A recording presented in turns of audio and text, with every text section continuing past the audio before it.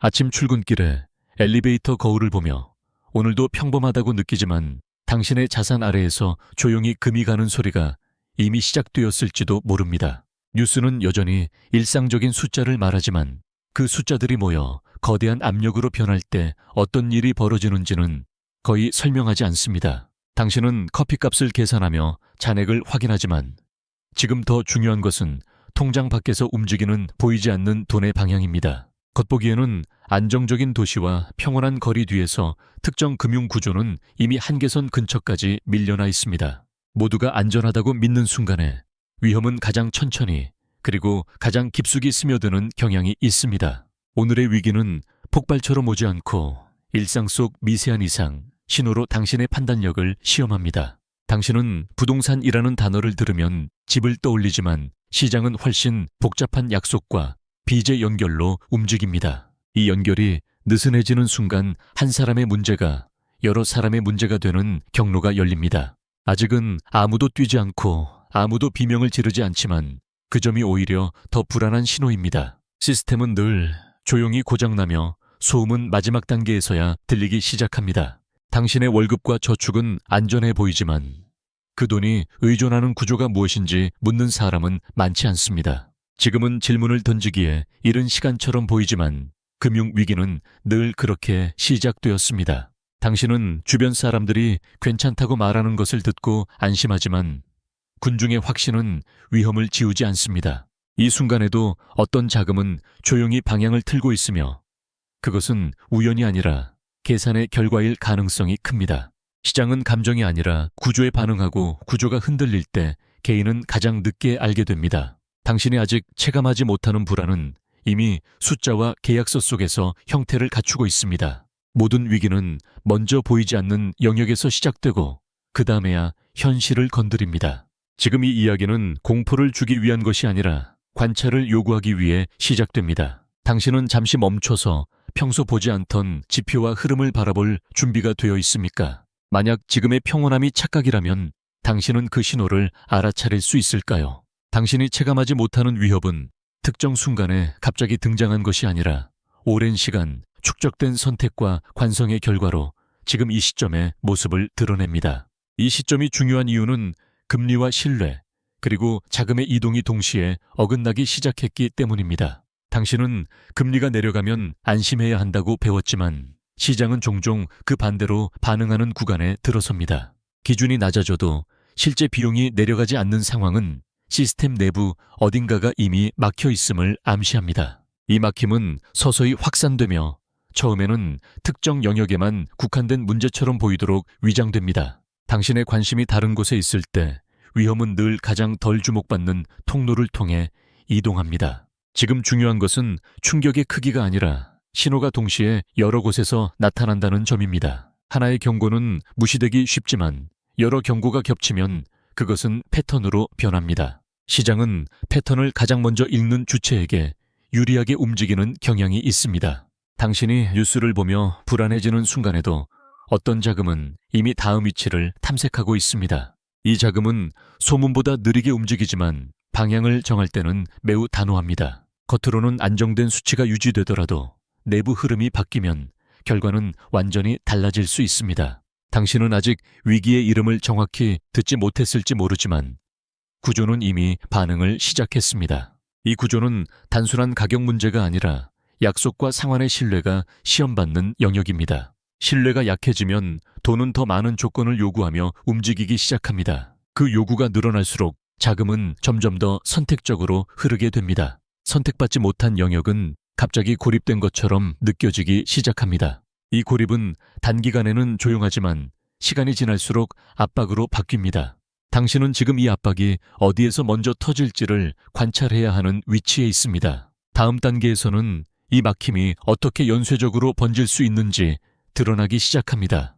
당신이 지금 겪는 불안의 뿌리는 갑작스러운 사건이 아니라 오래전 만들어진 금융구조가 더 이상 작동하지 않는 지점에 도달했기 때문입니다. 이 구조는 한때 효율적이었고 모두에게 이익처럼 보였으며 그래서 위험 신호는 오랫동안 무시되었습니다. 과거에는 자산 가격이 오르는 속도가 부채를 감당하는 속도보다 빨랐고 그 차이가 모든 문제를 덮어주었습니다. 당신은 그 시기를 기억할지도 모르지만 그때의 성공은 구조가 아니라 환경의 결과였을 가능성이 큽니다. 환경이 바뀌면 같은 구조는 전혀 다른 결과를 만들어내는 경향이 있습니다. 이 구조의 핵심은 미래의 가치를 현재로 끌어와 미리 사용하는 방식에 있습니다. 쉽게 말해 아직 벌지 않은 돈을 이미 있는 것처럼 쓰는 약속이 반복되어 왔습니다. 약속이 지켜질 때는 문제가 없지만 조건이 바뀌는 순간 그 약속은 부담으로 변합니다. 당신이 체감하지 못하는 사이 이 약속들은 서로 얽혀 거대한 연결망을 형성했습니다. 하나의 약속이 흔들리면 연결된 다른 약속들도 동시에 긴장하기 시작합니다. 이 긴장은 즉시 폭발하지 않고 먼저 자금의 흐름을 느리게 만듭니다. 흐름이 느려지면 가장 먼저 영향을 받는 곳은 항상 가장 끝단에 있는 사람들입니다. 당신은 아직 안전하다고 느낄 수 있지만 끝단에서 시작된 압력은 안쪽으로 이동하는 경향이 있습니다. 과거의 위기에서도 같은 패턴은 반복되었고 이름만 달랐을 뿐 구조는 유사했습니다. 그때도 많은 사람들은 이번에는 다르다고 말하며 변화를 늦추려 했습니다. 지연된 대응은 불안을 줄이는 대신 나중에 더 큰 조정을 요구하는 경우가 많았습니다. 당신이 지금 알아야 할 것은 공포가 아니라 구조가 언제 숨을 멈추는지 관찰하는 방법입니다. 구조는 보통 가격이 아니라 신뢰의 균열로 먼저 신호를 보냅니다. 그 신호를 놓치면 결과는 언제나 갑작스럽게 느껴집니다. 다음 단계에서는 이 약속들이 실제로 어떻게 청산 경로로 이어지는지 드러나기 시작합니다. 이제 당신은 이 구조의 핵심 작동 방식을 들여다봐야 하며 그것은 복잡해 보이지만 사실 매우 단순한 약속의 반복입니다. 이 시스템은 프로젝트가 완성될 미래를 담보로 현재의 자금을 끌어와 순환시키는 방식에 의존해 왔습니다. 당신은 집이 완성되기 전에도 돈이 움직인다는 사실을 당연하게 받아들여 왔을지도 모릅니다. 문제는 이 돈이 실제 가치가 만들어지기 전에 여러 단계로 재포장되어 전달된다는 점입니다. 각 단계는 다음 단계가 정상적으로 작동할 것이라는 믿음 위에서만 유지됩니다. 이 믿음이 유지될 때는 모든 계약이 문제없이 굴러가는 것처럼 보입니다. 하지만 어느 한 지점에서 의심이 생기면 전체 흐름은 동시에 긴장 상태로 들어갑니다. 당신은 이 긴장을 숫자의 변화가 아니라 태도의 변화로 먼저 느끼게 됩니다. 대출 조건이 조금 더 까다로워지고 설명이 길어지며 결정은 미뤄지기 시작합니다. 이것은 위기의 시작이 아니라 위기를 앞둔 전조에 가깝습니다. 자금은 위험을 싫어하기 때문에 작은 불확실성에도 이동 속도를 줄이는 경향이 있습니다. 속도가 줄어들면 계획은 자연스럽게 지연되고 비용은 서서히 늘어납니다. 당신은 이 비용 증가가 일시적이라고 생각할 수 있지만 구조는 그렇게 낙관적으로 반응하지 않습니다. 비용이 늘어나는 동안 수익은 뒤로 밀리며 약속의 균형은 점점 깨지기 시작합니다. 이 균형이 깨지는 순간 누군가는 반드시 먼저 손을 놓게 됩니다. 그 선택은 감정이 아니라 계약서에 적힌 조건에 의해 결정됩니다. 당신이 보지 못하는 곳에서 이 조건들은 이미 차례를 정해두고 있습니다. 그래서 위기는 언제나 갑작스럽게 느껴지지만 실제로는 오래 준비된 결과입니다. 지금 이 구조를 이해하는 것은 공포를 키우기 위함이 아니라 다음 움직임을 예측하기 위함입니다. 다음 단계에서는 이 약속이 끊어질 때 어떤 청산의 경로가 열리는지 구체적으로 드러납니다. 약속이 끊어지는 순간 당신이 상상하는 붕괴는 한 번에 오지 않고 정해진 순서를 따라 조용히 진행됩니다. 이 순서는 감정이나 도덕이 아니라 계약서와 담보 구조에 의해 이미 결정되어 있습니다. 가장 먼저 영향을 받는 것은 항상 가장 위험을 많이 떠안았던 자금입니다. 이 자금은 높은 수익을 기대했기 때문에 작은 변화에도 먼저 흔들리는 경향이 있습니다. 당신은 이 단계를 뉴스에서 거의 보지 못하지만 내부에서는 이미 중요한 전환이 일어납니다. 초기 손실이 발생하면 다음 단계의 자금은 즉시 방어적인 태도로 돌아섭니다. 방어는 새로운 투자를 멈추고 기존 약속을 회수하려는 행동으로 나타납니다. 이 과정에서 현금화 압력은 점점 더 많은 자산으로 번지게 됩니다. 당신이 아직 체감하지 못하는 동안 청산은 이미 여러 갈래로 나뉘어 진행됩니다. 일부 자산은 거래가 멈추고 일부는 급하게 가격을 낮춰서라도 팔리기 시작합니다. 가격 하락은 공포 때문이 아니라 약속을 지키기 위한 선택의 결과일 가능성이 큽니다. 이 선택이 반복되면 시장은 점점 더 얇아지고 작은 거래에도 크게 흔들립니다. 당신은 이 시점에서 변동성이 갑자기 커졌다고 느끼게 됩니다. 하지만 변동성은 원인이 아니라 이미 진행 중인 과정의 표면적인 신호에 가깝습니다. 청산이 이어질수록 담보의 가치에 대한 의문은 더 많은 계약으로 확산됩니다. 담보가 흔들리면 신뢰는 다시 한번 시험대에 오르게 됩니다. 이 시험은 빠르게 끝나지 않고 여러 번 반복되는 경향이 있습니다. 그 사이 시장 참여자들은 점점 더 보수적인 기준을 적용하기 시작합니다. 당신은 주변에서 갑자기 기준이 바뀌었다는 말을 자주 듣게 될지도 모릅니다. 다음 단계에서는 이 청산의 파도가 실제 사람들의 삶에 어떻게 닿는지 드러나기 시작합니다. 이제 이 과정은 추상적인 숫자를 벗어나 당신과 비슷한 사람들의 일상으로 천천히 스며들기 시작합니다. 처음 영향을 받는 사람들은 대개 위험을 감수했다고 인식되지 않았던 위치에 서 있던 이들입니다. 당신은 그들을 뉴스 속 통계로 보지만 실제로는 생활비와 약속된 일정이 동시에 흔들립니다. 한 건설 현장에서 공사가 늦춰지면 그 지연은 임금과 소비 그리고 주변 상권으로 번집니다. 이 변화는 갑작스러운 해고보다 먼저 불확실한 연장과 미뤄진 결정으로 나타납니다. 사람들은 곧 회복될 것이라고 말하며 기다리지만 기다림은 항상 비용을 동반합니다. 당신이 아는 누군가는 계획을 미루고 또 다른 누군가는 빚의 조건을 다시 확인하기 시작합니다. 이 시점에서 시장은 아직 공포 상태가 아니라 조심스러운 관망 상태에 가깝습니다. 관망은 거래를 줄이고 거래 감소는 다시 가격 신호를 왜곡하는 경향이 있습니다. 당신은 가격이 왜 움직이지 않는지 의아해하지만 멈춤 자체가 중요한 신호일 수 있습니다. 돈이 움직이지 않는다는 것은 모두가 다음 행동을 확신하지 못한다는 뜻이기도 합니다. 이 불확실성은 가장 취약한 지점에서 먼저 균열을 만듭니다. 소규모 사업자와 하청 구조는 이런 시기에 가장 먼저 압박을 받는 위치에 놓입니다. 그들은 대체 자금에 접근하기 어렵고 협상력도 제한되는 경우가 많습니다. 당신은 이들이 개인의 문제로 보이도록 설명되는 장면을 자주 접하게 될지도 모릅니다. 하지만 같은 유형의 문제가 반복되면 그것은 개인이 아니라 구조의 문제일 가능성이 큽니다. 이 구조적 압박은 소비를 위축시키고 소비 위축은 다시 다른 산업으로 전파됩니다. 이렇게 형성된 느린 고리는 눈에 띄지 않지만 시스템 전체를 점점 둔하게 만듭니다. 당신은 아직 큰 충격을 느끼지 않지만 천이 서서히 내려가는 것을 인식해야 합니다. 다음 단계에서는 이 둔화가 시장과 포트폴리오에 어떤 형태로 반영되는지 살펴보게 됩니다. 이제 당신은 이 변화가 자산 가격이 아니라 자산을 둘러싼 기준과 조건에서 먼저 나타난다는 점을 관찰해야 합니다. 시장은 가격을 움직이기 전에 먼저 허용 범위를 조정하는 방식으로 반응하는 경향이 있습니다. 당신은 대출 한도가 줄거나 심사 과정이 길어졌다는 이야기를 주변에서 듣기 시작합니다.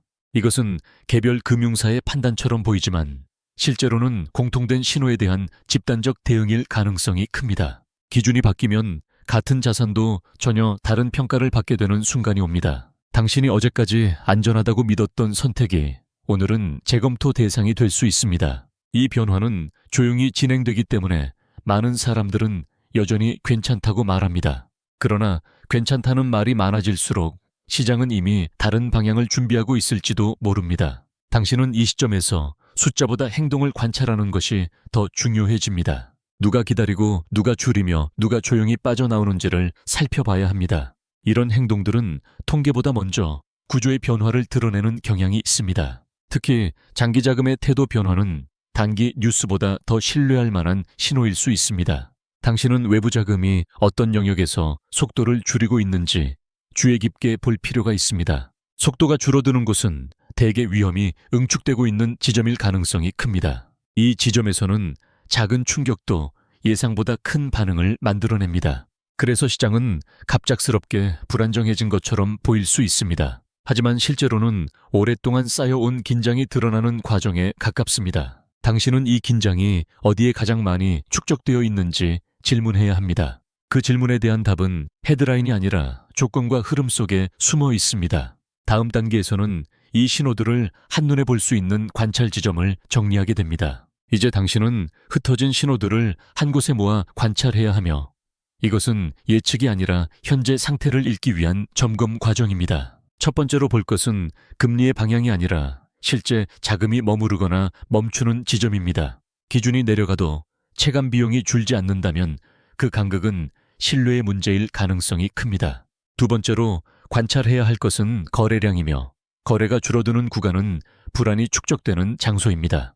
가격이 유지되는 동안 거래만 사라진다면 시장은 결정을 미루고 있다는 신호를 보냅니다. 세 번째로는 담보의 움직임을 살펴봐야 하며 재평가가 잦아질수록 압박은 커집니다. 담보가 흔들리면 그 위에 쌓인 모든 계약은 동시에 점검 대상이 됩니다. 네 번째 신호는 외부 자금의 태도이며 이 자금은 보통 위험을 가장 먼저 감지합니다. 당신은 이 자금이 어느 영역에서 머뭇거리거나 돌아서는지 유심히 봐야 합니다. 다섯 번째는 시간이며 결정이 지연되는 횟수가 늘어날수록 긴장은 해소되지 않습니다. 지연은 문제를 해결하지 않고 단지 다음 단계로 넘기는 역할을 하는 경우가 많습니다.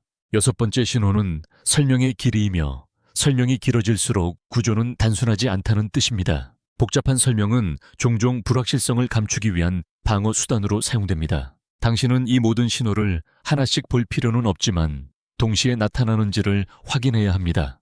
여러 신호가 겹칠 때 시장은 조용히 방향을 바꾸는 경향이 있습니다. 이 변화는 헤드라인보다 훨씬 앞서 진행되기 때문에 체감이 늦어집니다. 당신이 느끼는 괴리는 개인의 착각이 아니라 정보의 시차에서 비롯될 수 있습니다. 이 시차를 줄이는 유일한 방법은 감정이 아닌 관찰에 집중하는 것입니다. 지금은 결론을 내릴 시간이 아니라 위치를 점검해야 할 시간에 가깝습니다. 다음 단계에서는 이런 관찰을 바탕으로 어떤 태도가 필요한지 살펴보게 됩니다. 이제 당신은 위험을 예측하려 애쓰기보다 스스로를 보호하는 방향으로 사고를 전환해야 하는 구간에 들어섭니다. 보호란 도망이나 공포가 아니라 선택의 여지를 남기는 태도에 가깝습니다. 당신이 가진 모든 자산을 움직일 필요는 없지만 움직일 수 있는 여백은 중요해집니다.